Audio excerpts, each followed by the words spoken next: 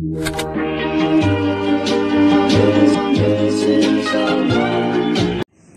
guys, good morning. Welcome po sa ating YouTube channel, Tita Lourdes Vlog. Paki-like naman po at subscribe. Salamat po sa inyong lahat. Magandang araw at kahit saan man kayong sulok ng mundo, lalong-lalo na yung mga OFW dyan na nasa malalayong lugar, malayo sa pamilya. Ayan po, ngayon magluluto tayo ng gulay.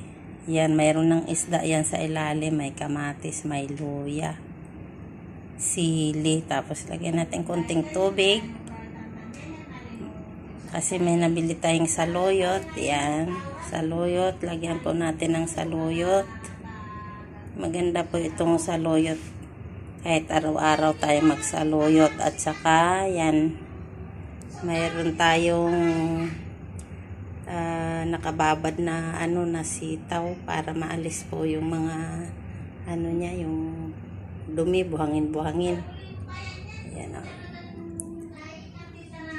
lagyan lang natin to ng ng konting tubig kasi itong magtutubig na po yan mga kababayan. Yan po, kumukulo na. Yan po ay nasa ilalim paksiw na bisugo. Para hindi sayang, ilagyan natin gulay.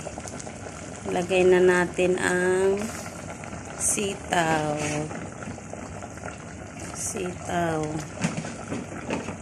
Yan.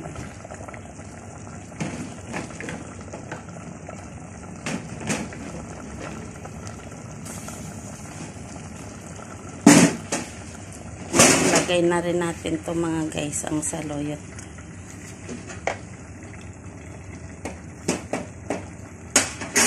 Kasi ipaibabaw natin ito. Madali naman siyang maluto. Ayan o.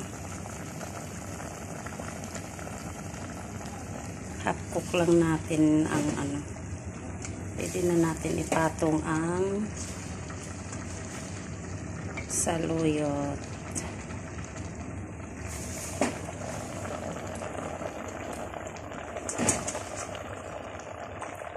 Ayan mga guys, kasi tipid-tipid din tayo. Sayang naman yung paksiw natin kung gawa na natin paraan para hindi masayang. Tapos takpan natin muna mga guys. Ayan na mga guys, kumulo na. Bumaba na yung saluyot. Okay na yan mga guys, ito na yan. Ready to eat na yan, ready to eat. Lagyan lang natin kunting asin at medyo matabang. Lagyan natin ng kunting asin. Ayan.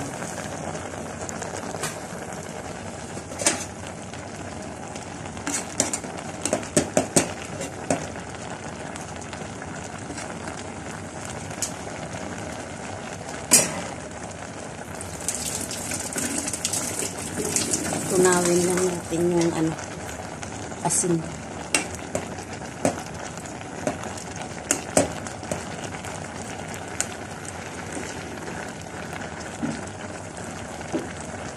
Ayan na ang ating finished product. Luto na siya. Mayroon pa tayong okay. Likod ng ating camera. Yan. Paibabaw natin to guys. Yan may okra at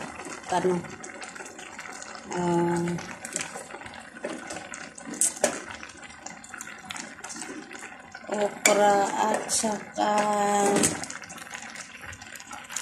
nga yun, ampalaya.